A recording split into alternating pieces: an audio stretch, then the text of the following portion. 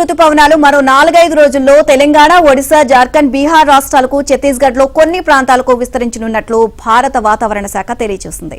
వచ్చే వారం ఆయా ప్రాంతాలు వర్షాలు కురిసే అవకాశం ఉంది అని వెల్లడించింది. ఎల్నినో ప్రభావం వల్ల రుతుపవనాల పురోగతి మందగించి దేశంలో చాలా ప్రాంతాలు ఇంకా పొడిగానే ఉన్నాయని తెలియజేసింది. 3/2 జిల్లాలు ఇప్పటికీ వర్షపాతం లోటు లేదా తీవ్ర లోటుతో ఉన్నాయని వివరించింది. 741 జిల్లాలకు గాను 239 జిల్లాల్లో లోటు వర్షపాతం, 230 జిల్లాల్లో వర్షపాతం తీవ్ర లోటు నెలకొన్నట్లు పేర్కొంది.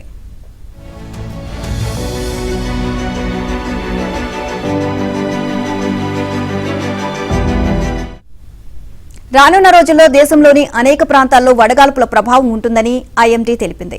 ఈ నెల 24వ తేదీ వరకు యూపీ, 20వ తేదీ వరకు తెలంగాణ, మధ్య మహారాష్ట్ర, మరాఠ్వాడా, విదర్భ ప్రాంతాల్లో వడగాల్పులు వీస్తాయని పేర్కొంది.